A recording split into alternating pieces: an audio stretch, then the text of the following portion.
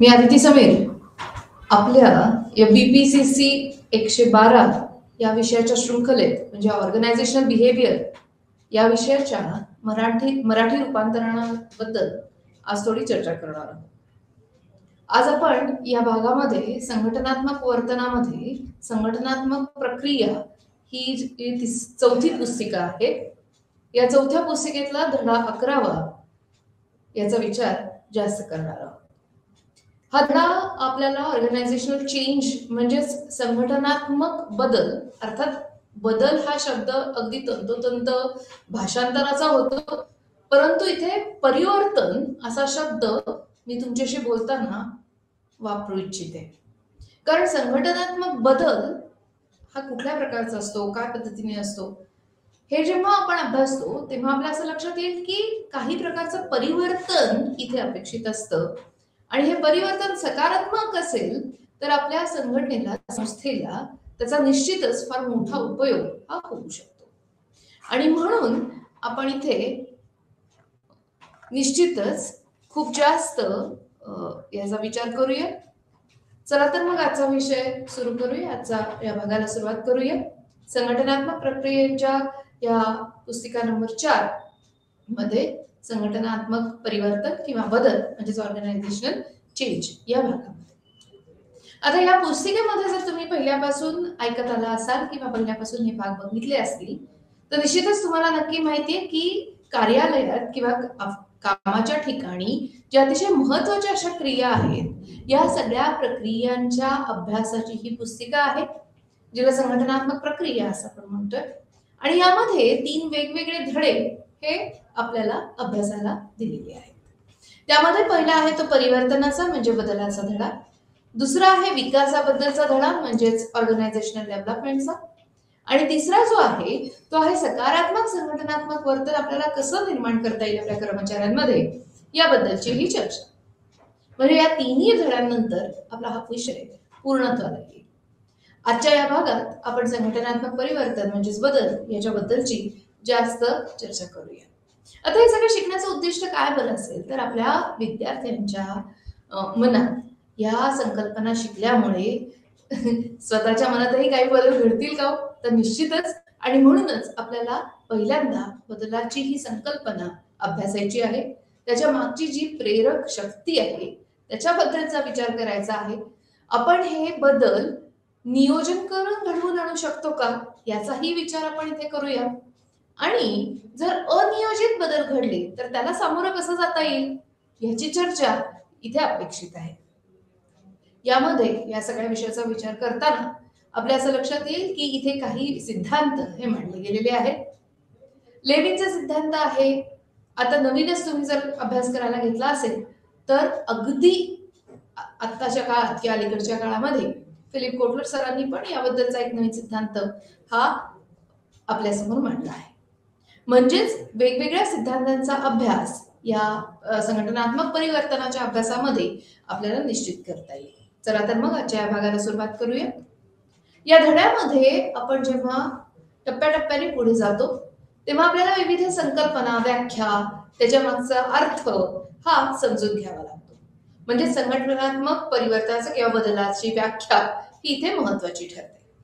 आता का हे अभ्यासायचं याच्या मागची जी कारण मीमांसा आहे किंवा त्याचं महत्वाचे आहे ते आपण दुसऱ्या पॉइंटमध्ये किंवा दुसऱ्या भागामध्ये टप्प्यामध्ये इथे अभ्यासूया. आता ह्या प्रकारे आपल्याला त्याचे स्रोत, त्याच्यामध्ये वेगवेगळे प्रकार म्हणजे अगदी ठरवून घडवून आणलेले बदल आणि न जाणता किंवा परिस्थितीनुसार अचानक घडलेले बदल या सगळ्यांची चर्चा इथे समाविष्ट आहे. आता त्याच्या पुढे जायचं झालं तर काही बदल किंवा काही परिवर्तने अशी असतात की त्याला संघटनेतला प्रत्येक कर्मचारी किंवा बहुतांश कर्मचारी हे त्याचा विरोध करतात किंवा त्यांना ते नको असतं. त्यांना काहीतरी कारण असतात त्याच्या मागे, त्यांचं काहीतरी एक तत्वज्ञान असतं, त्यांची एक विचारधारा असते आणि त्याच्या मागे त्या लागल्यामुळे ते म्हणतात की नको नको, आम्हाला हे बदल, हे परिवर्तन आम्ही घडवून आणणार नाही किंवा हे घडवलं तर आपल्या सर्वांचं नुकसान होईल फायद्याऐवजी.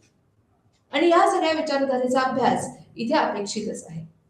कर्ट लेविन हे आपले सोशल सायकोलॉजिस्ट असं तुम्ही म्हणू शकता. खूप मोठे शास्त्रज्ञ ज्यांनी हे सिद्धांत मांडले ते म्हणतात 3 स्टेप मॉडेल आहे एक, जिथे आपण संघटनात्मक परिवर्तन किंवा या बदलाच्या पायऱ्या या अभ्यासू शकतो. आणि या पायऱ्या पूर्णत्वाला नेण्यासाठी काही कंडिशन्स किंवा काही अटी नियम आहेत ते आपण अभ्यासूया. ते काय म्हणतात त्याचा थोडा विचार करूया, त्याची खोलात जाऊन जरा चर्चा करूया. आता ह्यासाठी आपण थोडं पुढे जाऊया आणि पुढच्या ह्या स्लाइडवर आपल्याला एक चित्र दिसतंय. अर्थातच आंतरजालाद्वारे हे चित्र आपल्याला फक्त अभ्यासासाठी इथे उपलब्ध करून दिलेलं आहे. इथे कॉपीराईटचा प्रश्न नाही, फक्त अभ्यासासाठी इथे वापरला गेलेला आहे. तुम्ही बघितलं असेल तर या चित्रात काय दिसतंय बरं बघा, म्हणजे वरच्या भागामध्ये चित्राच्या एक बर्फाचा पूर्ण चौकोन आपल्याला दिसतोय. आता हा जो चौकोन आहे त्याचा आपल्याला पाणी करायचं असेल किंवा पाण्याचं रूपांतर बर्फात करायचं असेल तर ह्यामध्ये काहीतरी बदल हा अपेक्षित आहे असं आपल्याला समजतं. म्हणजे कुठलीही परिस्थिती जेव्हा बदलते किंवा बदलावी लागते तर अशा या बदलाला परिवर्तन असं आपण म्हणू शकतो. आता हे संघटनेच्या संदर्भात जर याचा विचार केला तर ते का महत्वाचं आहे, तर संघटनेचा एक स्वतः किंवा संघटनेची एक स्वतःची संरचना असते आणि ती संरचना मोडून आपल्याला जर नवीन पद्धतीची संरचना ही स्वीकारायची असेल किंवा अंगीकृत करायची असेल तर निश्चितच त्याच्यासाठी अथक परिश्रम हे अपेक्षित असतात. आता हे परिश्रम फक्त व्यवस्थापनाने घ्यावे लागतात का, तर मुळीच नाही. प्रत्येक माणसाने, प्रत्येक त्याच्यातल्या भागीदारांनी हे प्रयत्न करणं हे अपेक्षित असतं. तो बदल स्वीकारणं हे इथे निश्चितच अपेक्षित असतं. आता ह्याच्यामुळे होतं काय, जर फक्त व्यवस्थापनाने किंवा जो मालक आहे एखाद्या कारखान्याचा किंवा एखाद्या उद्योगधंद्याचा, त्या फक्त मालकाने हे जर ठरवलं असेल की आपल्याला हे पूर्णपणे बदलायचं आहे, हे परिवर्तन आणायचं आहे आणि एक नवीन तंत्रज्ञान आपण स्वीकारून पुढचं जे उत्पादन आहे ते त्याप्रमाणे आपल्याला तयार करायचं आहे. आता जर हे फक्त मालकाचं स्वप्न असेल किंवा जे व्यवस्थापन आहे त्यांच्या डोक्यात अशी कल्पना आलेली असेल तर ती कर्मचाऱ्यांपर्यंत रुजवणे, प्रत्येक कामगारापर्यंत ते तंत्रज्ञान पोहोचवणे आणि त्यांनी त्याचा वापर सराईतरित्या करून उत्पादनाचा फायदा किंवा उत्पादनात फायदा नफा करून देणे ही खूप मोठी आणि लांब प्रक्रिया आहे. अर्थातच क्लिष्टताही तेवढीच आहे. म्हणजेच ही सगळी कल्पना जी आहे ती अतिशय महत्वाची कल्पना आहे. प्रत्येक संस्थेसाठी, ऑर्गनायझेशनसाठी, प्रत्येक संघटनेसाठी हा भाग हा आपल्याला अभ्यासावाच लागतो. कधी ना कधीतरी त्याला सामोरं जावं लागतं, कारण जुन्या किंवा पारंपरिक पद्धतीनुसार जगणं किंवा पुढे जाणं प्रत्येक संघटनेला परवडणारं नसतं. फिलिप कोटलर सर या बाबतीत म्हणतात की एकतर तुम्ही बदला किंवा बाजारपेठेतून नाहीसे व्हा. म्हणजे तुम्ही अस्तित्वात राहणार नाही, तुमचा व्यवसाय अस्तित्वात राहू शकणार नाही जर परिवर्तन हे घडून आणलं गेलं नाही तर. म्हणजेच प्रत्येकाला परिवर्तनाच्या एका मोठ्या प्रक्रियेला सामोरं जावंच लागतं. कधी कुठे कसं हे मात्र बदलू शकतं. आता याबद्दलची जी कल्पना आहे त्याचा विचार करताना आपण असा विचार करूया की आपल्या लहान मानवी जीवनामध्ये सुद्धा परिवर्तन हे अपेक्षित आहे. परिवर्तनाबरोबरच विकासही हा अपेक्षित असतो आणि म्हणूनच संघटनात्मक परिवर्तन किंवा बदलाचा विचार करताना त्याचा बरोबरीने नेहमीच हा संघटनात्मक विकासाचा विचार हा केला जातो. तुम्ही बघितलं असेल तर आपल्या पुस्तिकेतही या धड्यानंतरचा जो भाग आहे म्हणजे ऑर्गनायझेशनल चेंज नंतर ऑर्गनायझेशनल डेव्हलपमेंट, परिवर्तन आणि विकास हे दोन्ही आपसुकच एकामागोमाग एक हे आपल्याला अभ्यासता येतात. आता या सगळ्याचा परिणाम होतो काय की आपण काहीतरी नवीन शिकत असतो, नवीन अंगीकारत असतो, नवीन स्वीकारत असतो, नवीन गोष्टी आपल्या रोजच्या कामासाठी वापरत असतो आणि ह्या सगळ्या बदलाचा ताण हा आपल्या कामावर पडू शकतो किंवा आपलं काम खूप चांगल्या पद्धतीनेही होऊ शकतं. म्हणजेच प्रत्येकाच्या कामावर या परिवर्तनाचा किंवा बदलाचा प्रभाव हा निश्चित दिसून येतो. तुम्ही आठवणीत काढा किंवा तुम्ही अशी छोटीशी स्वतःला जाणीव करून द्या की शाळेत असताना तुम्ही कसे होतात, काय पद्धतीचे तुमचं व्यक्तिमत्व होतं आणि आता तुमच्यात काय परिवर्तन घडलंय, तुम्ही कसे बदलले आहात आणि आता कसे तुम्ही पुढे जात आहात आयुष्याच्या वेगवेगळ्या आघाडींवर, कसे तुम्ही त्याला उत्तर देत आहात, सामोरे जात आहात, कशा जबाबदाऱ्या तुम्ही सांभाळता आहात. आता ह्या सगळ्याचा जर विचार केला तर प्रत्येक जण प्रत्येक क्षणी हा बदलत असतोच. मात्र हा जो संघटनेबद्दलचा बदल असतो तर तो कशा कशावर अवलंबून असतो, तर पहिल्या सगळ्यात गोष्ट म्हणजे तुम्ही स्वतःच्या कामावर जर समाधानी असाल किंवा त्या कामाची त्या उच्च प्रत किंवा त्याचा दर्जा जो आहे तो जर चांगला असेल तर निश्चितच आपल्या समाधानावर या परिवर्तनाचा प्रभाव हा पडू शकतो. आपलं काम हे चांगल्या पद्धतीने पूर्णत्वाला आपण बदलामुळे नेऊ शकतो. जे आपल्याला उद्दिष्ट प्राप्ती करायचे त्या उद्दिष्टाकडे चालून जाण्यासाठी हा बदल हा अपेक्षितही असतो आणि गरजेचाही असतो. आणि म्हणूनच आजच्या या भागात आपण याची अगदी खोलवर जाऊन चर्चा ही निश्चित करूया. आता जेव्हा कर्मचारी आपल्या कामामध्ये ठाम असतो, त्याला काही काम हे निश्चित करावं लागत असतं, तर त्याची जी कार्यक्षमता आहे, कार्यशक्ती आहे, त्याच्यावर हा बदल निश्चितच अवलंबून असतो. काही कर्मचारी बदल पटकन स्वीकारतात, काही त्याला विरोध करतात आणि काही तो कधीच स्वीकारत नाही. आता या सगळ्या टप्प्यांमध्ये व्यवस्थापन कशा पद्धतीने वागू शकतं किंवा व्यवस्थापनाचा प्रतिसाद या सगळ्या गोष्टींना कसा असतो हेही तितकंच महत्वाचं आहे अभ्यास करताना. उत्पादनाचा दर्जा आणि क्षमता हा बदल बदलणार असतं किंवा हे परिवर्तन जे आहे त्यामुळे उत्पादनाचा दर्जा अतिशय चांगलाही होऊ शकतो. मात्र हा बदल फसला किंवा हे परिवर्तन चुकीच्या दिशेने जर गेलं तर उत्पादनाचा दर्जा ढासळून क्षमता ही अतिशय कमी किंवा कमकुवतही होऊ शकते. आणि म्हणून या सगळ्याचा अभ्यास हा आपल्याला अनिवार्य आहे. म्हणजे काय की एकूण कामामध्ये किंवा एकूण वातावरणामध्ये आपण जर बघितलं तर कुठल्याही बदलाचा संदर्भ हा आपल्याला घ्यावाच लागतो. कुठलीही संस्था एकसारख्या पद्धतीने वर्षानुवर्ष चालू राहू शकत नाही आणि म्हणून आपल्याला हा बदल हा अपेक्षित असतो, अनुभवावा लागतो आणि त्यातून जाताना कधी कधी अतिशय वेदनायुक्त कालावधी हा आपल्याला पूर्णत्वाला न्यावा लागतो. याच्यामध्ये जर छोटंसं उदाहरण द्यायचं झालं तर आता मी स्वतः अर्थातच व्यवस्थापन शास्त्राची असल्यामुळे तिथून मी तुम्हाला एक उदाहरण देते. आपल्याकडे बँक ऑफ बरोदा नावाची जी मोठी बँक आहे, राष्ट्रीयकृत बँक आहे, त्यांनी 2005च्या दरम्यान हा आपल्या संघटनेच्या सर्व बाबींमध्ये खूप मोठा बदल घडवून आणला होता. म्हणजे अगदी त्यांचं जे प्रतीक चिन्ह जे होतं म्हणजे ज्याला लोगो म्हणतात, त्या लोगो पासून त्या लोगोच्या रंगापासून अगदी वागण्याच्या पद्धतीपर्यंत, लेटर हेड पासून किंवा पत्रकाच्या एका प्रमाणापासून ते अगदी त्यांच्या एटीएम कार्डच्या रंगापर्यंत सगळं काही बदललं होतं. म्हणजे ज्याला आपण रिब्रँडिंग असं म्हणतात त्या पद्धतीने त्यांनी काम केलं होतं.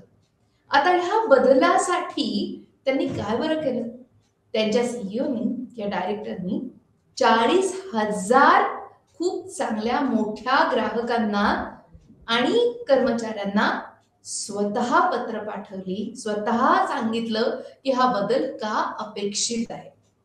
म्हणजे अनुभवा किंवा तुम्ही असं मनात आणू शकता की 40,000 लोकांपर्यंत त्यांना असं पोचवावं असं वाटलं की आपण का बदलतोय, हा बदल हे परिवर्तन का गरजेचं आहे. आणि म्हणूनच जेव्हा आपण काही अंतर्गत किंवा काही महत्वाचे निर्णय परिवर्तनाच्या दृष्टिकोनातून घेत असतो तेव्हा भागीदारांना, कर्मचाऱ्यांना आणि ग्राहकांना विश्वासात घेणं हे खूप मोठं काम हे व्यवस्थापनावर येऊन ठेवतं. आता जेव्हा या सगळ्याचा आपण अभ्यास करतोय तेव्हा काही गोष्टी मित्रांनो लक्षात घ्या की ही जी पूर्ण व्यवस्था आहे ती काही अंतर्गत गोष्टींमुळे पण बदलू शकते किंवा याला कारणीभूत काही बाह्य वातावरणही असू शकतं. म्हणजे एकूणच कामाचा जो आवाका असतो एखाद्या संस्थेचा किंवा एखाद्या संघटनेचा तो पूर्णपणे बदलणं हे आपल्याला या परिवर्तनाच्या प्रक्रियेमध्ये दिसून येतं.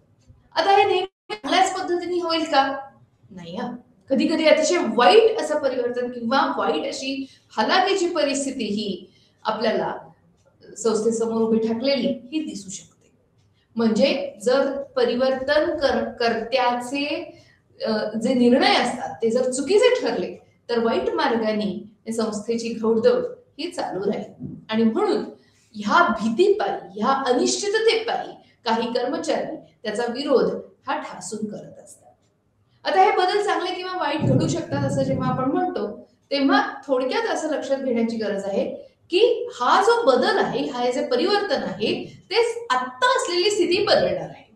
आणि म्हणून जी स्थिती बऱ्याच कर्मचाऱ्यांना एक ज्याला इंग्लिशमध्ये म्हणतात कम्फर्ट झोन किंवा एक आरामदायी काम करण्याचं वातावरण हे देत असते, ते वातावरण मोडून, ते वातावरण बदलून, ती चौकट ओलांडून काहीतरी नवं करण्याची शक्ती, ऊर्जा आणि इच्छा या परिवर्तनामध्ये अपेक्षित असते.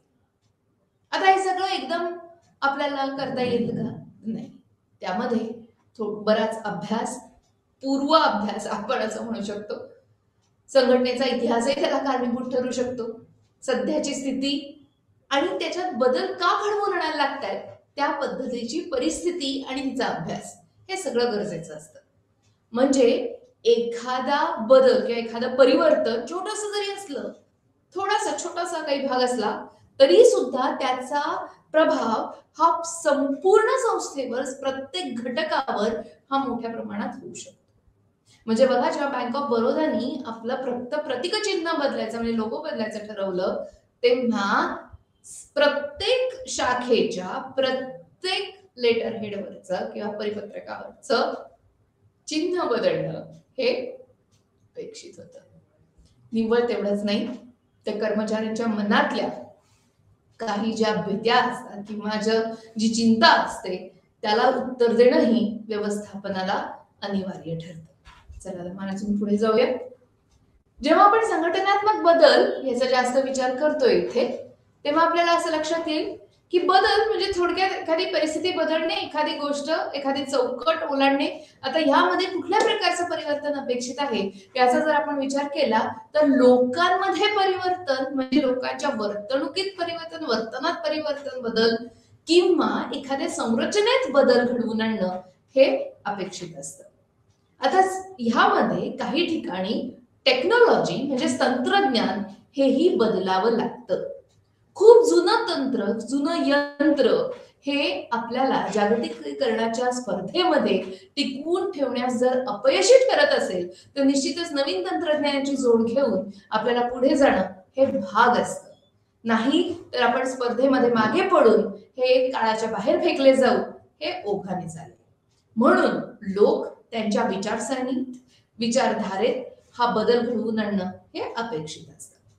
बदल हा प्रतिक्रियात्मक असू शकतो. तर प्रतिक्रियात्मक बदल म्हणजे नेमकं काय? तर बाहेरच्या शक्तींमुळे, बाह्य शक्तींमुळे किंवा पर्यावरणातल्या बाकीच्या ज्याला आपण नियंत्रित करू शकणार नाही अशा या शक्तींमुळे जर काही बदल हे आपल्याला करावे लागले तर त्याला प्रतिक्रियात्मक बदल असं म्हणू शकतो. म्हणजे काय? तर एखादा नियम बदलला किंवा सरकारने एखादा नियम घेतला तर किंवा एखादा निर्णय घेतला तर त्यानुसार आपल्या संघटनेमध्ये बदल घडवून आणणं हे अपेक्षित असतं. आता समजा आपण एक छोटंसं उदाहरण घेऊया. जर सरकारने असा किंवा शासनाने असा निर्णय आणला, हे अर्थातच अगदी इमॅजिनरी किंवा अतिशय फक्त समजण्यासाठी घेतलेलं उदाहरण आहे. असा कुठल्याही प्रकारचा निर्णय किंवा नियम हा शासनाने केलेला नाही. परंतु जर असा कधी आला निर्णय की प्रत्येक संघटनेमध्ये 50% हे आरक्षण स्त्री वर्गासाठी असेल तर प्रत्येक संघटनेच्या संरचनेमध्ये जे बदल किंवा परिवर्तन अपेक्षित आहेत हे त्या संघटनेच्या हातात नाहीत. म्हणजे त्यांना बळजबरी किंवा हुकुमशाही पद्धतीने का होईना पण त्यांची संरचना ही बदलावी लागेल. आता ही बाह्य शक्ती आहे. बाह्य शक्ती ही आपल्या नियंत्रणात नसते. आता काही अंतर्गत गोष्टींमुळे जर बदल घडवून आणावा लागला तर ह्या अंतर्गत गोष्टी ह्या नियंत्रित करता येतात. त्यांच्याबद्दलचा विचार, त्यांच्याबद्दलचं अनुमान हे आधी लावलं जाऊ शकतं आणि म्हणूनच त्या प्रकारच्या किंवा तशा पद्धतीच्या जर बदलाला किंवा परिवर्तनाचा जर आपण विचार केला तर त्याला संस्थात्मक परिणामकारकता जास्त दिसून येणाऱ्या अशा या बदलाला आपल्याला इथे विचार करावा लागतो. म्हणजे बघा, जेव्हा व्यवस्थापन स्वतःहून सक्रिय होत आहे तेव्हा झालेला बदल हा वेगळा आहे. त्यांनी स्वतः निर्णय घेतलाय की आपल्याला बदलायचंय, तेव्हा हा अंतर्गत कारणांमुळे झालेला परिवर्तन किंवा बदल हा आपल्याला दिसून येतो. मात्र जेव्हा शासन किंवा आजूबाजूची परिस्थिती, आता जसं आता युद्ध चालू आहे बऱ्याच ठिकाणी, तुम्हाला माहितीच असेल की इस्रायल आणि हमास मध्ये मोठं युद्ध चालू आहे, तर त्यामुळेच घडून आलेले बदल आपल्या संघटनेच्या बदलांमध्ये किंवा संघटनेच्या परिवर्तनात सुद्धा कारणीभूत ठरू शकतात, जर ही संघटना आंतरराष्ट्रीय व्यापारात जर समाविष्ट असेल किंवा आंतरराष्ट्रीय व्यापार हे महत्वाचं जर उद्दिष्ट असेल त्या संघटनेचं, तर आपल्याला ह्या पद्धतीचा युद्ध किंवा अतिरेक्यांचा हल्ला या सगळ्या गोष्टींचा अभ्यास आणि त्याचा विचार हा आपल्यासाठी करावा लागतो की आपल्याला करणं भाग असतं. म्हणजेच ह्या बाह्य शक्ती ज्या आहेत, आता बाह्य शक्तींमध्ये अजून एक उदाहरण घ्यायचं झालं तर आपल्याला पर्यावरणीय समस्या किंवा चिंता किंवा विनाशकारी अशी वेगवेगळी आपत्तीची केंद्रे किंवा आपत्तीच्या गोष्टी ह्या आपल्याला दिसू शकतात. म्हणजे काही आपत्तींमुळे सुद्धा संघटनात्मक बदल हे घडू शकतात. अर्थात ह्या सगळ्या बाह्य शक्ती ह्या फक्त नकारात्मक असतात का, तर मुळीच नाही. काही याचे सकारात्मकही भाग असू शकतात. जसं आपल्या शासनाने मागच्या वेळी जो डिमॉनिटायझेशनचा निर्णय घेतला होता, त्याच्यामुळे आपल्याला ज्या आंतरजालाच्या उपयोगातून जे पैसे पाठवण्याची प्रक्रिया आपण स्वीकारलेली आहे, म्हणजे अगदी छोट्या छोट्या वर्गापासून, जसं एखाद्या भाजी विक्रेत्यापासून ते अगदी खूप मोठ्या आंतरराष्ट्रीय व्यापारामध्ये सुद्धा आपण ह्या तंत्रज्ञानाचा उपयोग करून हे पैशाची देवाणघेवाण आज सराईतपणे करू शकतो. अगदी कमी शिकलेला माणूस सुद्धा वेगवेगळ्या प्लॅटफॉर्म्सवरून, म्हणजे जीपे आहे, पेटीएम आहे किंवा युपीआय आहे, अशा प्लॅटफॉर्मचा अतिशय सराईतपणे उपयोग करू शकतो. हा एक फार मोठा बदल, ही क्रांती, हे परिवर्तन आपण स्वीकारलेलं आहे. हे बाह्य शक्तीमुळे करावं लागलेलं परिवर्तन आहे आणि म्हणून आपल्याला ह्याला प्रतिक्रियात्मक बदल हा किंवा परिवर्तन असं म्हणू शकतो. म्हणजे त्यासाठी लागणारं जे बळ आहे, त्यासाठी लागणारं जी शक्ती आहे, ऊर्जा आहे, इच्छा आहे, ती आपल्याला स्वीकारावी लागते. आपल्यामध्ये त्याच्या विरोधात जाण्यात काहीही उपयोग नसतो. असंच एक फार मोठं उदाहरण आपण कोरोना काळामधलं घेऊ शकतो इथे, की काहीही म्हणजे जेव्हा शासनाने पूर्ण रस्त्यावर बंदी किंवा रस्त्यावर जाण्यासाठी बंदी केली होती, आपण घरामध्ये अडकून पडलो होतो, अत्यावश्यक सेवा फक्त चालू होत्या, बाकी सगळे घरून काम करत होते, त्यावेळी ही लादली गेलेली बंदी खूप संघटनांच्या बदलास किंवा परिवर्तनास कारणीभूत ठरली. म्हणजे त्यावेळी कर्मचारी हे घरी बसून जर कार्यालयात काम करत असतील तर त्यांना लागणारी वेगवेगळी सॉफ्टवेअर्स, त्यांना लागणारं वेगवेगळं फर्निचर, त्यांना लागणारी वेगवेगळी ऊर्जा, मानसिक असू दे किंवा अगदी इलेक्ट्रिसिटीच्या संदर्भात किंवा विजेच्या संदर्भात असू दे, या सगळ्याचा विचार इथे आपल्याला करता येईल. आता हे झालं बाह्य शक्तींमुळे बदलाचं उदाहरण. आता जेव्हा आपण अंतर्गत काही बदलांमुळे परिवर्तनाकडे जाण्यास जर व्यवस्थापन उद्युक्त होत असेल, ज्या पद्धतीचं आपण म्हणलं की अरे ह्या प्रकारचं टेक्नॉलॉजी किंवा ह्या प्रकारचं तंत्रज्ञान हे जुनं झालंय, आपल्याला बदलायची गरज आहे, नवीन पद्धतीने नवीन परीक्षा व्यवस्था आपल्याला चालवायची आहे किंवा त्याबरोबर पुढे जायचं आहे, अशा पद्धतीची जर धोरणं असतील तर तो निर्णय हा व्यवस्थापनाने घेतलेला असतो आणि त्यामुळे व्यवस्थापन हे स्वतःहून सक्रिय झालेलं असतं आणि यामध्ये आपल्याला वेगवेगळ्या पायऱ्या या निश्चित बघायला मिळतात. म्हणजेच एखादी व्यक्ती, एखादा छोटा गट किंवा समूह किंवा संस्थांच्या अंतर्गत वेगवेगळ्या विभागांमध्ये घडणारं परिवर्तन हेही इथे आपल्याला अभ्यासता येतं. आता ह्यामध्ये आपल्याला बाहेरचे घटक आणि अंतर्गत घटक हे दोन्ही हे अभ्यासावे लागतात. चला तर मग पुढे जाऊया. आता हे बदल अभ्यासाचे तर का का बरं अभ्यासायचं, म्हणजे कशासाठी आपल्या अभ्यासक्रमात या परिवर्तनाचा अभ्यास हा समाविष्ट केलेला आहे. सगळ्यात पहिलं आणि महत्वाचं म्हणजे आपल्याला असं दिसून येईल की आपण भविष्यासाठी आपण तयार होतो किंवा भविष्यातील बदलांचा अंदाज लावण्याचा प्रयत्न आपल्याला याच्यामुळे करता येतो. म्हणजे आता जर आपण एका पद्धतीचे सॉफ्टवेअर वापरलं तर त्याच्यात काही बदल घडवून नवीन सॉफ्टवेअर पुढच्या वेळी येऊ शकतं आणि ते शिकताना आपल्याला सोपं जाईल जर आपण आजचा जो बदल आहे, जे परिवर्तन आहे ते पटकन स्वीकारलं तर. आता जर आज स्वीकारलं नाही आणि उद्या परत पुन्हा नव्याने त्याचा अभ्यास करावा लागला तर असं येऊ शकतं की आजच्या कष्टांपेक्षा अतोनात जास्त कष्ट त्यावेळी आपल्याला घ्यावे लागतील. म्हणजे तंत्रज्ञान आणि स्पर्धेमुळे आपली जी बाजारपेठ आहे, अतिशय मोठी अशी जी बाजारपेठ आहे, ती खरं म्हणजे अतिशय संकुचित झालीये, लहान झालीये आणि ती एकमेकांपर्यंत पोहोचवण्यासाठी आपल्याला अनेक मार्ग हे खुले करून देतीये आणि म्हणूनच हा बदल, हे परिवर्तन अनिवार्य आहे. आता एक खूप मोठी मसाल्याची कंपनी पुण्यामध्ये आहे आणि ती कंपनी जेव्हा आम्ही त्यांच्याशी संवाद साधायचा प्रयत्न केला, त्याचे व्यवस्थापक आम्हाला म्हणाले की जेव्हा कोरोना आला तेव्हा आम्ही तयारच नव्हतो अशा परिवर्तनासाठी, अशा बदलासाठी. कारण आमच्याकडे असा कधी विचारच केला गेला नाही की आपला जो उत्पादन आणि पुरवठा आहे त्याच्या संदर्भात आपल्याला फक्त आंतरजालाद्वारे विक्री करणं हे भाग पडेल असा विचारच आम्ही कधी केला नाही. म्हणजे भविष्यात काय होऊ शकतं असा विचार आम्ही केलाच नव्हता आणि त्यामुळे आम्ही आंतरजालावर आमचं अस्तित्व निर्माणच केलेलं नव्हतं.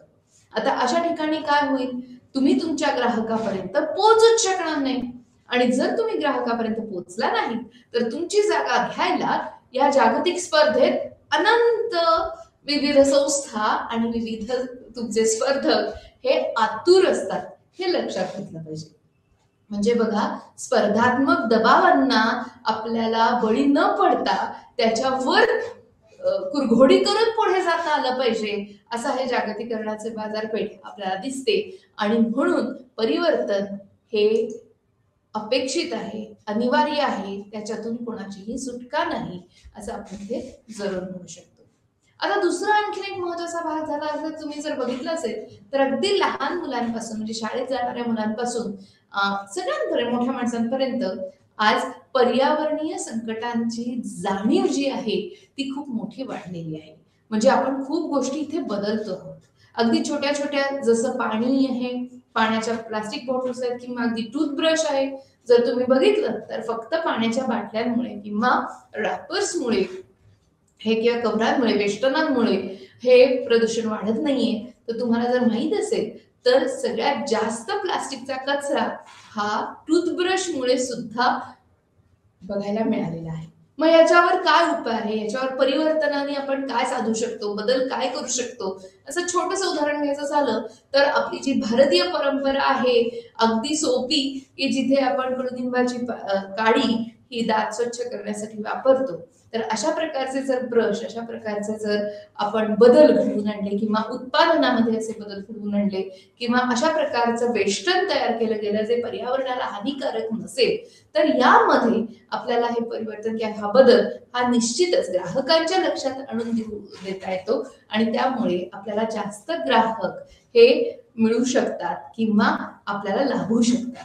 आता हा असा अभ्यास जगभर झालेला आहे बरं का मित्रांनो, की जर आपण पर्यावरण पूरक वेष्टनं वापरली आपलं उत्पादन उपलब्ध करून देताना किंवा आपलं उत्पादन हे पर्यावरणाला हानिकारक नसेल किंवा कमीत कमी हानी पोहोचवणारं असेल आणि याबद्दलची जागरूकता जर आपण ग्राहकांना करून दिली तर ते हे उत्पादन थोडीशी जास्त किंमत देऊन सुद्धा स्वीकारू शकतात. म्हणजेच पर्यावरणीय संकटांपासून बाहेर पडण्याची जी इच्छा आहे त्याबद्दलची जागृती ग्राहकांमध्ये तर आहेच, परंतु आपल्या कर्मचाऱ्यांमध्येही ती आपण करून देऊ शकतो. त्याच्यासाठी लागणारं बदललेलं तंत्रज्ञान आपण वापरू शकतो किंवा विकसित करू शकतो आणि या सगळ्या मागे परिवर्तन किंवा बदल हेच असल्यामुळे आपल्याला याचा अभ्यास इथे करावाच लागतो. आता आणखीन एक भाग इथे बघायचा झाला तर काही सांस्कृतिक घडामोडी आपल्या आजूबाजूला सारख्या सातत्याने घडत असतात आणि त्यानुसार आपण बदलत असतो. म्हणजे जर एखादी संस्था, एखादं संघटन हे अमेरिकेमध्ये आपला व्यवसाय हे वृद्धिंगत करण्याची इच्छा अ, मांडत असेल किंवा पुढे करत असेल किंवा उद्दिष्ट प्राप्तीसाठी झटत असेल अशा, तर निश्चितच त्यांची संस्कृती जर स्वीकारताना काही बदल, काही जडणघडण जी आपल्याला बदलावी लागते, त्या संदर्भात हे अभ्यास आणि त्याचा परिणाम आपण इथे बघू शकतो. आजच्या व्यवस्थापनातले किंवा आजच्या घडीचे दोन शब्द तुम्हाला नक्की माहिती असतील, ज्याला आपण मर्जर आणि ऍक्विजिशन म्हणतो. म्हणजे एखाद्या मोठ्या कंपनीने आपल्या 2 नंबरच्या किंवा 3 नंबरच्या स्पर्धकाला पूर्णपणे माफ करा, पूर्णपणे विकत घेऊन गिळंकृत करणे, या भागाला ऍक्विजिशन आणि मर्जर असं म्हणतात. तर त्यामध्येही खूप मोठा व्यवस्थापनाचा बदल हा आपल्याला दिसून येऊ शकतो. दोन अतिविरुद्ध समूह, म्हणजे विचारधारेमध्ये विरुद्ध, कामाच्या पद्धतीमध्ये अगदी वेगवेगळे असे जर दोन समूह एकत्र येऊन त्यांनी काम करणं अपेक्षित असेल, तर एकमेकांच्या संस्कृतीचा स्वीकार करून कार्यपद्धतीमध्ये बदल घडवून आणणं हेही इथे आपल्याला बघायला मिळतं. आता आरोग्यविषयक ज्या जाणीवा असतात त्यांचाही विचार इथे करायला पाहिजे. म्हणजे जेव्हा आपण म्हणतो की जेनेटिकली मॉडिफाईड किंवा जनुक जी सुधारित आहेत किंवा अतिशय त्याच्याबद्दलचा अभ्यास करून जे बदललेल्या पद्धतीने जर धनधान्य किंवा भाज्या आणि फळं आपल्याला उपलब्ध करून दिलेली आहेत, तर त्याबद्दलच्या सेवनामध्ये, त्या तशा प्रकारच्या पदार्थांच्या सेवनाबद्दल ही जागरूकता आणि चिंता ही तितकीच महत्वाची आहे आणि त्यामुळे घडणारे परिवर्तन, बदल ही आपल्याला दिसून येतात आणि म्हणून आपल्याला हे अभ्यासावं लागतं. आता अजून थोडासा याचा विचार करायचा झाला तर आपल्याकडे जागतिकीकरणामुळे फक्त 5 दिवसांचा आठवडा, म्हणजे कामाचा आठवडा बरं का, हा आपल्याला बघायला मिळतो. 2 दिवस हे सुट्टीचे मिळू शकतात, शनिवार आणि रविवार. आता ह्या 2 दिवसामध्ये हे एक बदललेलं कामाचं स्वरूप असतं आणि जर या 2 दिवसांचा उपयोग तुम्ही एक चांगला कुटुंबासाठी उपयोग किंवा त्याचा स्वतःच्या विकासासाठी जर त्याचा उपयोग करून घ्यायचा झाला, किंवा अगदी काही नाही तर त्यात तो उपयोग आपण खरेदीसाठी किंवा एक चांगला गाण्याचा कार्यक्रम ऐकण्यासाठी, बघण्यासाठी, एखादा सुंदर चित्रपट बघण्यासाठी असा जर आपण वापरला, तर निश्चितच त्यामुळे आपला आर्थिक परिवेशही बदलतो आणि बदलत्या समाजाची ही कल्पना, आपल्याला त्याची स्वीकृती ही बघायला मिळते. म्हणजे या सगळ्याचा आपल्याला अभ्यास हा इथे महत्वाचा ठरतो. आता जर तुम्ही इथे बघितलं तर बऱ्याच संघटना ह्या पारंपरिक श्रेणीतून आता नवीन किंवा अतिशय मॉडर्न किंवा अतिशय उच्च दर्जाच्या आधुनिक अशा कर्मचाऱ्यांना घेऊन पुढे मार्गक्रमण करताना आपल्याला दिसतात आणि म्हणून बदलाचा अभ्यास हा आपल्याला इथे करावा लागतो. आता जेव्हा आपण बदलाचं व्यवस्थापन बघतो, म्हणजे जेव्हा आपण ऑर्गनायझेशनल चेंज अँड मॅनेजमेंट असा इथे विचार करतो, तेव्हा त्याच्यासाठी फार मोठं मार्केटिंग म्हणजे विपणन होणं हे खूप महत्वाचं असतं. आणि हे विपणन फक्त आपल्या देशात नव्हे तर बहुराष्ट्रीय करून घेण्यासाठी किंवा वेगवेगळा विकास इथे साधण्यासाठी आपल्याला हे मोठं मार्केटिंग किंवा विपणन हे करावं लागतं. म्हणजे आजचे जे सोशल मीडिया आहे त्याचा उपयोग करून, वेगवेगळ्या हँडल्सचा उपयोग करून, इंस्टाग्राम आहे, व्हॉट्सअप आहे, किंवा वेगवेगळ्या पद्धतीने आपल्या ग्राहकापर्यंत आंतरजालाद्वारे पोहोचून त्याप्रमाणे व्यावसायिक संप्रेषण साधणं हे आपल्याला अनिवार्य ठरतं किंवा उपयुक्तही होऊ शकतं. त्याचप्रमाणे जर बघितलं तर वेगवेगळ्या समूहाच्या वेगवेगळ्या संस्कृतीतून आलेल्या घटकांना आणि त्यांचा अभ्यास आणि त्यांचा व्यवस्थापन हे मानवी संसाधनांच्या व्यवस्थापनाच्या अभ्यासामध्ये हे आपल्याला बघता येतं. आता हे म्हणजे हा जो बदल आहे किंवा आपण जेव्हा बदलाचं व्यवस्थापन असं म्हणतो, तर ते आपल्याला नीट जमलं, अतिशय आपण त्याच्यामध्ये कुशल झालो, तर हे आपलं एक शस्त्र ठरू शकतं बरं का. म्हणजे स्पर्धेला उत्तर देण्यासाठी हा आपला एक हातखंडा किंवा एक आपला डावपेच हाही असू शकतो आणि म्हणून स्ट्रॅटेजिक मॅनेजमेंट मध्ये ह्याचा फार मोठा उपयोग हा करताना आपल्याला दिसून येतो. 2023, आता आपण फक्त शेवटच्या 15 दिवसांमध्ये इथे आलेलो आहोत आणि 2023 हे वर्ष बदलाचं वर्ष, ऑर्गनायझेशनल चेंजचं वर्ष आहे असंही कितीतरी संशोधकाचे म्हणताना आपल्याला आंतरजालावर दिसून येते. दूरदर्शी आणि अंतिम स्थिती म्हणजे खूप लांब पल्ल्याचा विचार करून एक चांगली स्वप्नवत अवस्था आपल्याला आपल्या कर्मचाऱ्यांसाठी साधून एक उत्कृष्ट प्रतीचं संस्थापन किंवा संघटन हे जर निर्माण करायचं असेल तर परिवर्तन हे अनिवार्य आहे असं आपल्याला इथे नक्की म्हणता येईल. आता जर ह्याचा थोडा पुढे जाऊन आणखीन विचार केला तर तुम्ही इथे बघू शकता की ह्याच्या मागे निश्चितच काही कारण आहेत आणि ही जी कारण आहेत ना ती आपल्याला टाळताही येत नाहीत. आणि जर आपण इथे बघितलं असेल तर अंतर्गत बदल हे घडत असतात, परंतु हे बदल का घडतात तर बाह्य परिस्थितीला हे प्रतिसाद देत असतात, फीडबॅक देत असतात. जसं बाहेरचं एन्व्हायरमेंट किंवा जशी बाहेरची परिस्थिती बदलेल तसं हे आपली संरचना कार्यालयातही बदलू शकते. म्हणजे काय काय बदलू शकतं तर तंत्रज्ञान बदलू शकतं, उत्पादन शास्त्र बदलू शकतो, उत्पादनाचा वेग बदलू शकतो, उत्पादनाची निश्चिती बदलू शकते, त्याच्यात वापरलं गेलेलं रॉ मटेरियल किंवा ज्याला म्हणता येईल की जो कच्चा माल आहे तो बदलू शकतो. तर तंत्रज्ञानाबरोबरच इतरही काही अपेक्षा या बदलत असतात. आता याच मध्ये अजून एक भाग इथे महत्वाचा ठरतो, तो म्हणजे ग्राहकांच्या अपेक्षा आपल्याकडून घडीघडीला बदलत असतात आणि त्यांना काय आवडतंय म्हणजे त्यांना काय आवडू शकतं याचा विचार तर भविष्यासाठी आहे. पण आताही जर ग्राहकांचा अभ्यास केला तर मागच्या 3 महिन्यात ग्राहकांना गरजेच्या असणाऱ्या वस्तू किंवा सेवा आणि आता त्यांना अपेक्षित असलेल्या वस्तू आणि सेवा ह्याच्यात सुद्धा फार मोठा बदल हा अपेक्षित असतो आणि दिसूनही येतो. आणि ह्या सगळ्याचा परिणाम म्हणून आपल्याला अंतर्गत बदल हे घडवून आणणं, हे परिवर्तन हे गरजेचं असतं. जेव्हा स्पर्धा अतिशय मोठी, कडक आणि ज्याला म्हणता येईल खूप परिणामकारक असते त्याला प्रतिसाद म्हणूनही बदल हे घडलेले आपल्याला दिसून येतात. जसं मी मगाशी म्हणलं की शासनाने काही कायदा केला, शासनाने काही निर्णय घेतला की काही बदल हे अपेक्षित असतात. जसं काही स्त्री पुरुष गुणोत्तर आपल्या कार्यालयातलं किंवा आत्ताच्या घडीला जर तुम्ही बघितलं तर कांद्याच्या निर्यातीवर सरकारने बंदी घातलेली आहे आता आणि त्याचा जो भाग आहे त्याच्याबद्दलचा जो परिणाम आहे जो त्याच्यामुळेही काही मोठे बदल हे बऱ्याच संघटनांमध्ये हे घडून येताना दिसून येतात. म्हणजे बघा मी आंतरराष्ट्रीय व्यापाराच्या दृष्टिकोनातून एक छोटंसं उदाहरण तुम्हाला इथे सांगते. आता यामध्ये देशांतर्गत आणि परदेशातील अर्थव्यवस्थांचा परिणामही आपल्याला दिसू शकतो. म्हणजे जेव्हा आपण ह्या सगळ्याचा अभ्यास करतो तेव्हा कुठल्या करन्सीमध्ये किंवा कुठल्या पद्धतीच्या मग त्या भारतीय पद्धतीची असू देत किंवा अजून दुसऱ्या पद्धतीची असू देत तर भारतीय रुपयामध्ये व्यापार करणार आहे तो देश का दुसऱ्या कुठल्या अमेरिकन डॉलर मध्ये करणार आहे या पद्धतीच्या छोट्या छोट्या निर्णयांमध्ये सुद्धा आपल्याला फार मोठा बदल घडताना हा दिसून येतो. आता संप्रेषण माध्यमामधील बदल आपण मागच्या वेळीही बघितला होता जेव्हा आपण संप्रेषणाचा भाग इथे अभ्यासला होता. म्हणजे एखादं माध्यम बदललं की निश्चितच पूर्ण संघटना आणि त्याच्या मागचं परिवर्तन हे आपल्याला अपेक्षितच असतं.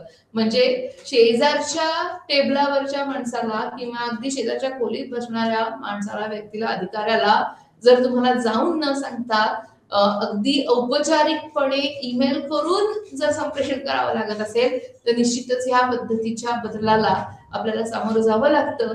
जर त्याच्याबद्दलचा आपल्याला डॉक्युमेंटेशन किंवा ज्याला म्हणता येईल एक अतिशय औपचारिक अशा पद्धतीचं कागदपत्र तयार करणं हे आपल्या परिवर्तनामध्ये अपेक्षित असेल. म्हणजे बघा समाजाची मूल्य प्रणाली तर बदलत असतेच, आपले ग्राहक बदलत असतात, आपले पुरवठादार बदलत असतात आणि ह्या सगळ्या साखळीमध्ये आपल्याला वितरण साखळी, पुरवठादार साखळी ही सगळी बदलल्यामुळे अंतर्गत बदल हे आवश्यक नाही अति आवश्यक असतात असंही आपण इथे म्हणू शकतो. आता मी इथे एक छोटंसं चित्र तुम्हाला दाखवलं होतं. हे आपल्या पुस्तिकेतला तक्ता आहे जिथे आपल्याला वेगवेगळे स्त्रोत किंवा कारण किंवा अतिशय वेगवेगळ्या शक्ती ज्या आहेत, ज्या बदलावर त्यांनी कार्य करत असतात, ते इथे आपल्याला दिसू शकतात. चला तर मग पुढे जाऊया. या स्लाइडवरती आपल्याला याचा पुढचा भाग म्हणजे बदलाचे प्रकार हे दिसून येतात. आता बदलाचे प्रकार शोधत असताना याच्या 3 टप्प्यात आपल्याला याचा अभ्यास करता येतो. एक म्हणजे वैयक्तिक बदल. एखादा माणूस स्वतःमध्ये बदल घडवून आणत असेल तर तेही बदल आपल्याला निश्चितच अभ्यासावे लागतात.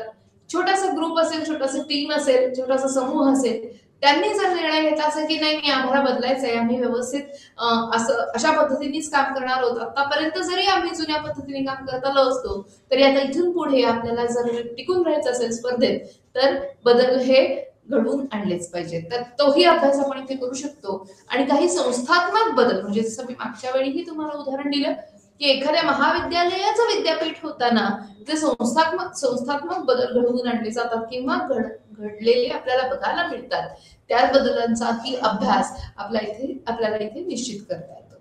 आता यामध्ये 2 भाग आहेत. काही असतात ते नियोजित बदल असतात आणि काही हे आकस्मिक किंवा अनियोजित बदल असतात. ह्याचं आपल्याला एक चित्र डोळ्यासमोर उभं राहू शकतं जर हे नियोजित बदल असतील तर. म्हणजे त्याचा विचार हा व्यवस्थापनाने केलेला असतो आणि त्यांना त्याबद्दलची कल्पना ही कर्मचाऱ्यांना दिलेली असते. आता बघा इथे तुम्ही लक्षात घ्या, ह्यामध्ये साधारणपणे आपल्याला दर्जा किंवा ज्याला म्हणतात क्वालिटी ती सगळ्यात चांगली करण्यासाठी, त्याचा परिणाम हा किंवा परिणामकारकता ही सुधारण्यासाठी आपण याचा इथे उपयोग करू शकतो.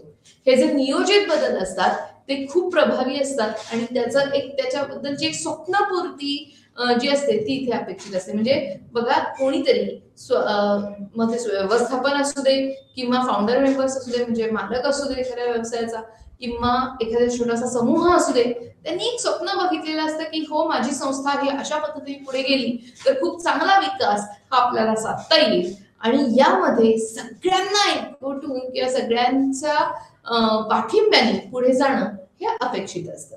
आता यामध्ये एक किंवा वेगवेगळे जे स्तर आहेत, ओके, ते एकाच वेळीही घडू शकतात किंवा वेगवेगळ्या वेळी यामध्ये परिवर्तन घडून आणता येतं. परंतु हे जरी नियोजित आहेत म्हणजे याचा विचार केला गेलेला आहे, तो कसं साध्य करायचं याच्याबद्दलचा एक आखीव आराखडा किंवा एका पद्धतीचा एक विचार इथे अपेक्षित आधीच केला गेलेला आहे.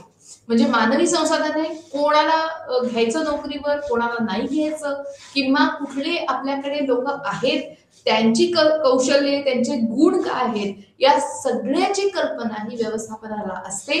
त्यांना विश्वासात घेऊन, त्यांचा विचार डोक्यात ठेवून किंवा त्यांच्या विचाराला निश्चितच आपण पाठिंबा देऊन पुढे कसं जायचं याच्याबद्दलचा एक आराखडा हा तयार असतो. म्हणजे हा झाला पहिला भाग मानवी संसाधनांचा. पुढचा जो भाग आहे तो आहे कार्यात्मक संसाधनांचा, म्हणजे ऑर्गनायझेशनल रिसोर्सेसचा. जिथे आपल्याला काही संसाधने कमी पडली तर काही उत्पादने किंवा काही ज्या सेवा आहेत त्या आपल्याला ग्राहकापर्यंत पुरवता येत नाहीत. आणि म्हणूनच जर चांगल्या पद्धतीने पुढे जायचं असेल, जर आपल्या संघटनेचा विकास किंवा त्याला नफ्यात आणायचा असेल तर ह्या प्रकारचा विचार हा आपण करत असतो.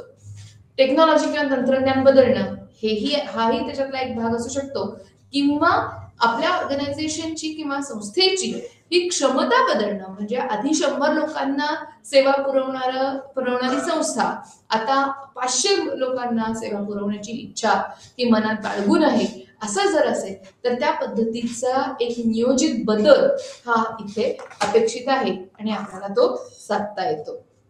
आता यासाठी जर तुम्ही दुसरा भाग याच्यातला बघितलात तर तो आहे अनियोजित बदलांचा. म्हणजे अचानक काही बदल जर घडवून आणले गेले, काही याच्यात नियोजन नाही, पटकन आपल्याला काही बदल घडवावे लागतात, एका रात्रीत काही बदल घडत असतात आपल्या आजूबाजूला. आता जर याचं उदाहरण जर पर्यटन क्षेत्रातून द्यायचं झालं तर तुम्ही आठवा की एखादी आपत्ती, नैसर्गिक आपत्ती केदारनाथ सारख्या स्थळाची एका रात्रीत विल्हेवाट लावते आणि तिथून परत येण्यासाठी आपली जी मानसिक तयारी आधी झालेली नसते. हे अनियोजित बदल आहेत आणि त्याच्यानंतर जे घडावे लागतात त्यासाठी आपल्याला जे मनोबळ एकवटावं लागतं आणि जी शक्ती एकत्रित करून आपल्याला पुढे जावे लागते, त्यामध्ये आपल्याला हा विचार हा अपेक्षित असतो. म्हणजे नियोजन हे मुळीच नाहीये इथे. काहीतरी अचानक बदलामुळे आपल्याला त्याला प्रतिसाद देण्यासाठी संस्थेच्या वेगवेगळ्या विभागांमध्ये हे परिवर्तन घडवून आणण्यात आलेलं आहे. मग ते तंत्रज्ञानामागेच असू दे किंवा लोकसंख्या शास्त्रातील बदल असू देत. म्हणजे जपानमध्ये असं म्हणतात की अनेक, म्हणजे अगदी हजाराच्या घरात असतील, मी तुम्हाला हा नंबर देते किंवा ही संख्या तुम्हाला सांगू इच्छिते, कितीतरी हजार अगदी फायदेशीर असलेले उद्योगधंदे हे 2022 साली जपानमध्ये हे पूर्ण बंद करण्यात आले. कारण त्यांना पुढे चालवण्यासाठी कुटुंबातील एकही व्यक्ती तरणी ही उपस्थित नव्हती म्हणण्यापेक्षा कोणी नव्हतंच तिथे. म्हणजे बघा, लोकसंख्या शास्त्रामध्ये जर आपण अभ्यास केला तर त्यांच्याकडे लहान मुलं किंवा कुटुंबाचा जो विस्तार असतो त्याचा पाठिंबा देण्याची प्रवृत्ती ही कमी झाल्यामुळे त्यांच्या सामाजिक परिस्थितीमध्ये लहान वयोगटातील व्यक्ती ह्या नाहीशा झाल्यात. आणि त्याचा परिणाम म्हणून, म्हणजे निव्वळ वृद्ध किंवा म्हातारे जे असतात असं नव्हे, तर त्याचा परिणाम म्हणून त्यांचे फायद्यात असलेले, नफ्यात असलेले उद्योग समूह त्यांना बंद करावे लागतात. कारण त्यांच्या विश्वासातल्या तरुण व्यक्ती त्यांच्याकडे नाहीच. म्हणजे बघा, ह्या सगळ्यामध्ये मधल्यामध्ये हे कारखाने, या मोठमोठ्या संस्था, संघटना ह्या बंद पडतायत. आणि याचा हा असं हे परिवर्तन हे नकारात्मक असलं तरी याचा अभ्यास मात्र आपल्याला इथे करावा लागतो. कामगारांची रचना, त्यांच्या कार्यक्षमतेतली विविधता, याही सगळ्या गोष्टी इथे आपल्याला नक्की बघायला मिळतात. आता याच्यात पुढे जाऊन विचार करायचा झाला तर इथे काही विरोध हाही आपल्याला नेहमी दिसतो. म्हणजे जेव्हा आपण या भागाला सुरुवात केली तेव्हा मी तुम्हाला असं म्हणलं की काही लोक बदलाला किंवा परिवर्तनाला पूर्णपणे नाही म्हणतात. त्यांना ह्या पद्धतीने बदलायचं नसतं. असलेल्या आनंददायक परिस्थितीतच अनंत वर्ष जगावं अशा पद्धतीची मनात त्यांच्या अपेक्षा असते. किंवा आपण म्हणता येईल की त्यांच्यामध्ये ही विचारधारा खूप प्रबळ असते की कुठल्याही पद्धतीचा बदल, कुठल्याही पद्धतीचा त्यांना फरक हा तिथे अपेक्षित नसतो. म्हणजे काही वैयक्तिक कारण इथे आपल्याला म्हणता येईल की त्यांना सवयच असते की नाही, मला इथून बदलायचं नाही, याच्यात कुठलेही फरक करायचा नाही, 9 ते 5 मला काम करायचंय, 5 वाजता मी घरी येणार. जर त्यांच्या वरिष्ठांनी थोडं जास्त थांबून काम करायला सांगितलं काही कारणाने, काही बदलांसाठी, तर त्यांना ते नको असतं. म्हणजे सवयीमुळे ते नाही म्हणत असतात. त्यांना भविष्याची किंवा भविष्याबद्दल ही सुरक्षितता किंवा पुढचा जो चिंतेचा भाग आहे, अनिश्चितता ही सतावत असते. जर आर्थिक किंवा सामाजिक जर काही प्रश्न त्यांच्या वैयक्तिक जीवनात असतील तर त्याच्यामुळेही ते अशा बदलाला हा सतत विरोध करत असतात.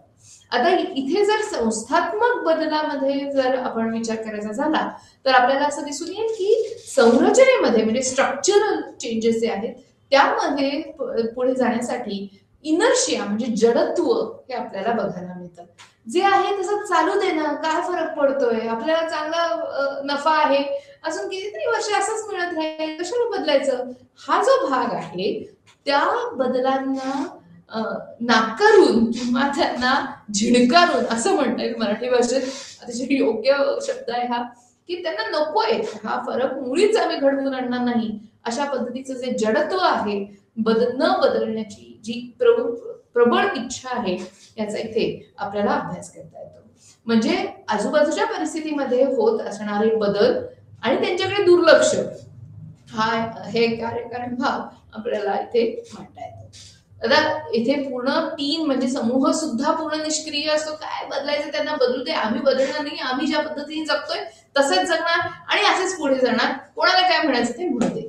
असं जर असेल तर मात्र हे फार त्रासदायक हे संघटनांसाठी ठरू शकतं, असं आपल्याला बघता येईल. काही लोकांना असं वाटतं की माझ्या एक्सपर्टीजला, म्हणजे माझ्या कौशल्याला हे फार मोठं आव्हान आहे, मी म्हणतो तीच दिशा, असं म्हणणारे जर काही आपले वरिष्ठ असतील तर त्यांना सुद्धा बदलाला सामोरं जावं लागतं, मात्र त्याचा पूर्णपणे विरोध करण्याचा प्रयत्न ते करत असतात. आता जेव्हा आपण बदलाचा व्यवस्थापनाचा अभ्यास करतो किंवा बदलाच्या व्यवस्थापनाबद्दल थोडी चर्चा करतो, तेव्हा आपल्याला असं म्हणता येईल की आपल्या कर्मचाऱ्यांना या सगळ्या पूर्ण प्रक्रियेमध्ये विश्वासात घेणं हे सगळ्यात मोठं गरजेचं काम असतं. आणि त्याचप्रमाणे त्यांना त्याबद्दलचं प्रशिक्षण देऊन त्यांना समजावून सांगणं, अतिशय चांगल्या संप्रेषण मार्गाने त्यांच्यापर्यंत हा संदेश पोहोचवणं की हा बदल अनिवार्य आहे आणि आपल्याला आज नाही तर उद्या हे करावंच लागणार आहे, हे गरजेचं असतं. आणि त्यामध्ये जर तुम्ही बघितलं तर त्यांचा सहभाग हा जर आपल्याला मिळवता आला, त्यांचा पाठिंबा आपल्याला मिळवता आला, तर निश्चितच त्यांच्या सहकार्याने पुढची वाटचाल ही आपल्याला सुखकर ही ठरू शकते. म्हणजे आपण जर त्यांना काही सुविधा प्राप्त करून दिल्या आणि त्या सुविधांच्या मार्फत आपल्याला त्यांचा पाठिंबा मिळून पुढे जाण्याची प्रवृत्ती किंवा इच्छा त्यांच्यात उत्पन्न करता आली तर फारच उत्तम असं इथे म्हणता येईल. म्हणजे कुणावरही अन्याय न होऊ देता सगळ्यांना सारख्याच पद्धतीच्या परिवर्तनाच्या संधी उपलब्ध करून देऊन त्यांच्यात किंवा कर्मचाऱ्यांमध्ये एक सकारात्मक भावना निर्माण होऊन बदलांचा स्वीकार करणं किंवा परिवर्तनाला सामोरं जाणं हे सगळं इथे अपेक्षित आहे. आता हे सगळं जर आपल्याला करता आलं नाही तर मात्र त्याचा परिणाम हा हुकुमशाही पद्धतीने किंवा जबरदस्तीने थोपलेल्या बदलामध्ये आपल्याला दिसून येतं. म्हणजे मग तिथे बदल हा आपल्याला चॉईसचा भाग राहत नाही किंवा आपण त्याला काय म्हणता येईल, आपण त्याला फक्त स्वीकारावं असं नाहीये, आपल्याला स्वीकारावंच लागेल असा भाग इथे आपण निश्चित बघू शकतो. आता जसं मी भागाच्या सुरुवातीला म्हणलं की कर्ट लेविन हे एक सोशल सायकोलॉजिस्ट जे अतिशय खूप उच्च प्रतीचा सिद्धांत, त्यांचे मॉडेल्स आपल्याला इथे देतात. त्यांनी खूप चांगली कल्पना इथे मांडली आहे बरं का. म्हणजे ते 3 पद्धतीने बदलाच्या किंवा परिवर्तनाबद्दल इथे बोलतात. ते म्हणतात 3 पद्धती आहेत बघा. आता यामध्ये पहिला भाग आहे तो वितळवण्याचा म्हणजे अनफ्रीजिंगचा, दुसरा आहे तो बदलाच्या प्रक्रियेचा आणि तिसरा जो आहे तो आहे पुनर्निर्मितीचा.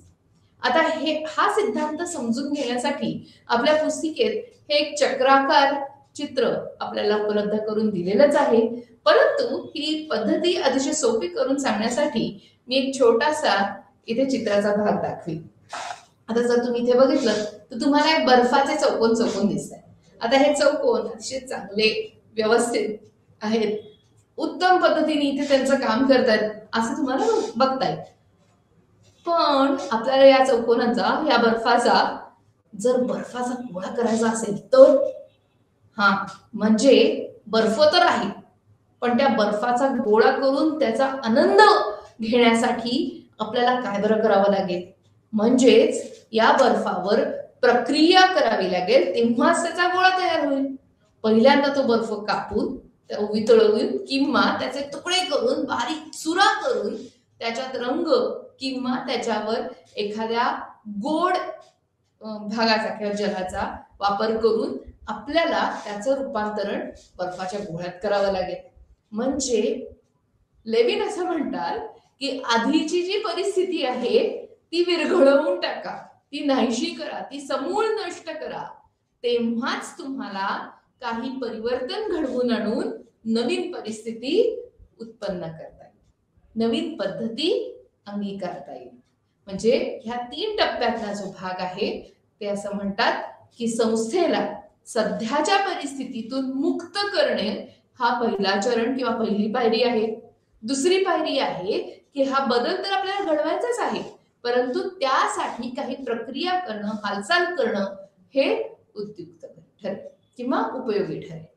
तिसरा जो भाग आहे, तिसरी जी प्रक्रिया आहे, जसं आपण आधीच्या स्लाइडमध्ये इथे बघितलं की तिसरं जे अंतिम ध्येय आहे, स्वरूप आहे, शेवटी आपल्याला काय साध्य करायचंय हे जर आपल्याला माहिती आहे तर त्याच्यासाठी नवीन आणि इच्छित स्थळी आपल्याला पोहोचण्यासाठी रिफ्रीज म्हणजे परत एकदा आपल्याला वेगळ्या पद्धतीने संघटनेची जबाबदारी, संरचना, प्रक्रिया, उत्पादन क्षमता या सगळ्यांचा वापर करून आपल्याला मागच्या कृती भूमिका बदलून नवीन पद्धतीने ही पूर्ण 3 चरणांची प्रक्रिया पूर्णत्वाला न्यावी लागेल, तेव्हाच आपल्याला परिवर्तन हे साध्य करता येईल.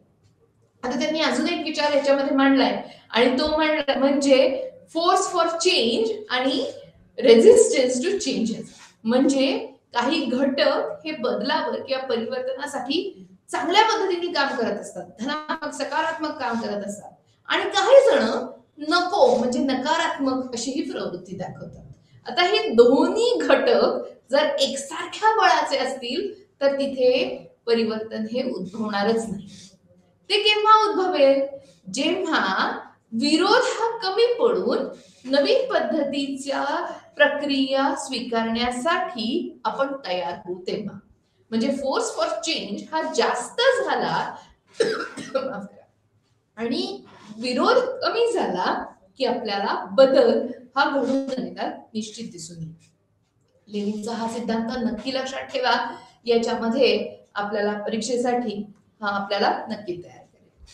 आता इथे जर तुम्ही बघितलं तर व्यवस्थापक आणि बदलाचे नेतृत्व हा मग एखादा केंद्रबिंदू ही व्यक्ती असू शकते, एखादा छोटासा ग्रुप किंवा दल असू शकतो, आणि याचे नक्की काहीतरी एक गुणधर्म असतो किंवा एका पद्धतीने ही सगळी संस्था किंवा ही सगळी पद्धती ही कार्यरत असते.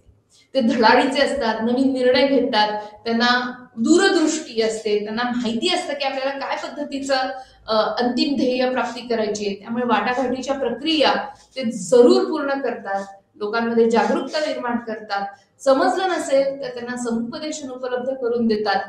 प्रतिकार जे लोक करतायत, जे नकारात्मक भूमिकेने येत आहेत, त्यांना टाळून त्यांच्या शक्तींना कमजोर करून आपल्याला पुढे जाण्यासाठी कुठल्या प्रकारचं बळ गरजेचं आहे, कुठल्या प्रकारची विचारधारा गरजेची आहे, अशा पद्धतीची स्पष्ट कल्पना हे नेतृत्व आपल्याला देत असतं.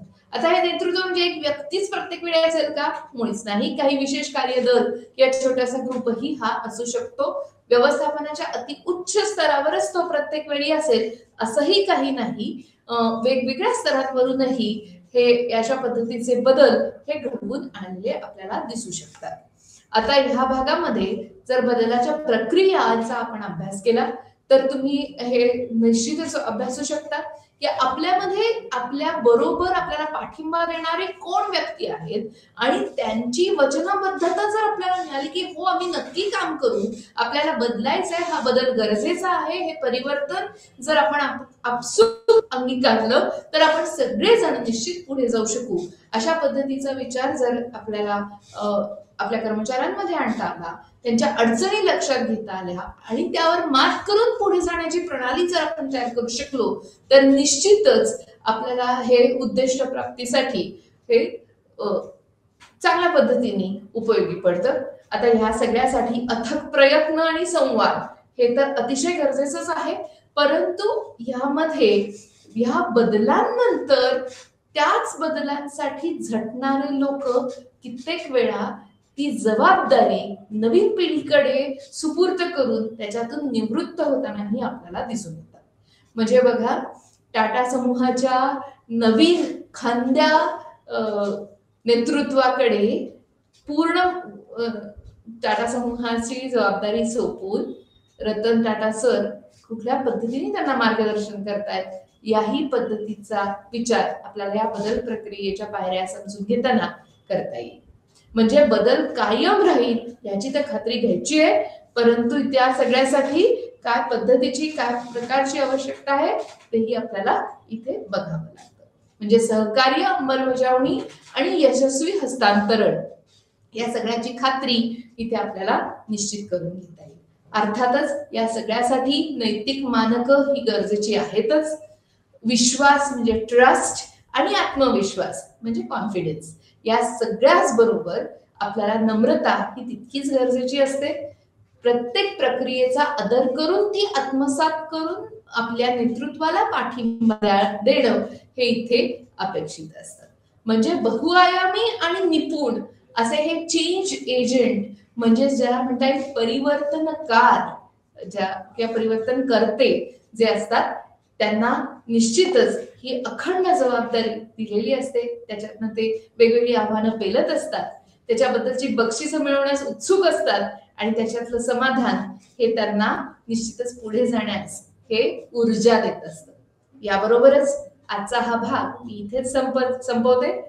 पूर्ण 1 तास ऐकून घेतल्याबद्दल आपल्या सर्वांचा मनपूर्वक धन्यवाद. परत भेटू पुढच्या भागात 21 तारखेला. नमस्कार.